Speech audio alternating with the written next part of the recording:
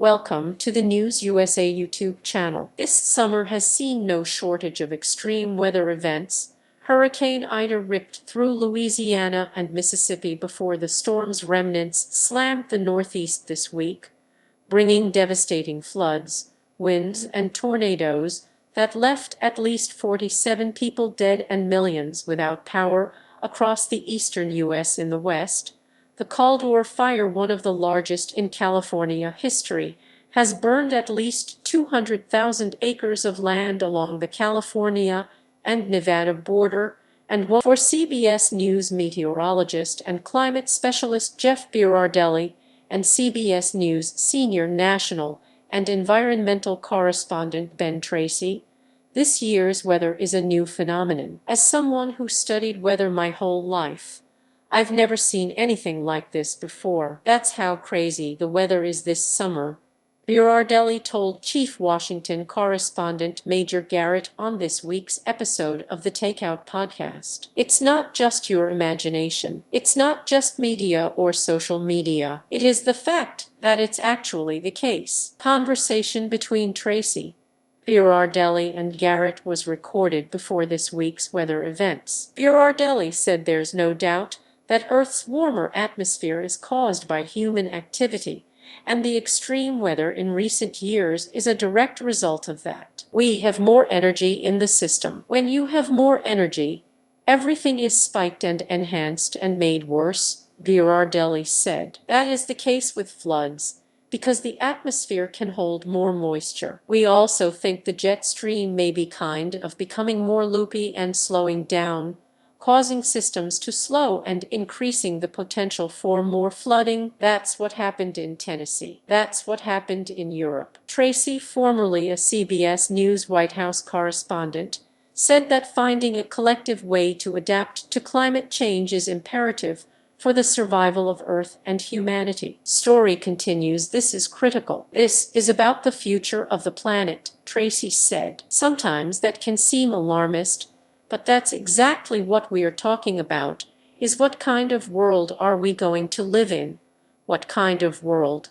Where will our children and grandchildren live in? Both Berardelli and Tracy said that there are solutions to help humans adapt and potentially reverse some aspects of climate change, but entire industries will have to make long-term shifts towards sustainability before it's too late. I'm just really grateful that we are investing time and resources into going out in the country and showing people not only the problems, but also some solutions that are being developed. And there are some out there, and we're trying to find those and bring them to people so they don't get this feeling that all hope is lost, Tracy said. There is warming baked into the cake here. But how warm it gets, how hot it gets, what impacts people is still up to us, he added. Berardelli said that the coming years will be pivotal in the fight to adapt to climate change. This is an opportunity to revive and put a lot of money back into not just the middle of America,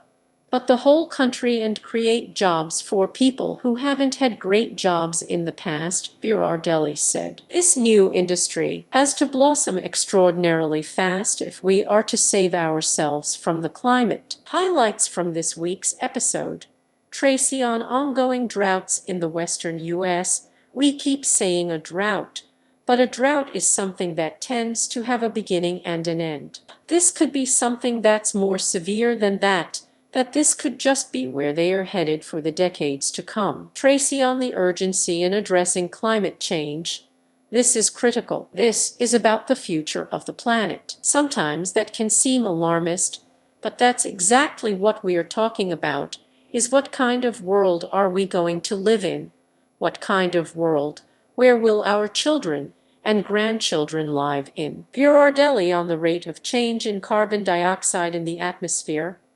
I'll just emphasize it's that rate of change that's a big problem. It's not the change that happened over thousands of years. It wouldn't be a big deal, but it's happening over literally decades and centuries, which really complicates matters in terms of us adapting and mitigating. Berardelli on record-setting wildfires around the world.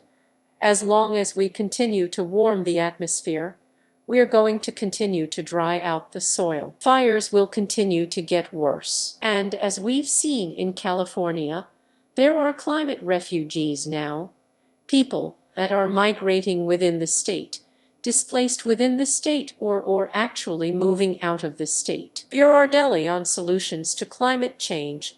This is an opportunity to revive and put a lot of money back into not just the middle of America, but the whole country, and create jobs for people who haven't had great jobs in the past. There will be some fossil fuel workers who are going to have to, probably their jobs won't be around it. And we have to thank them for what they've done, because they've literally built our economic might on their shoulders. So we absolutely have to take care of them. But the good news is, in a lot of these same places, there are a lot of jobs in clean energy, energy efficiency, and in this new industry that has to blossom extraordinarily fast if we are to save ourselves from the climate. For more of Major's conversation with Berardelli and Tracy, download the Takeout podcast on Art19, iTunes, Spotify, Google Podcasts, and Stitcher. New episodes are available every Friday morning. Also,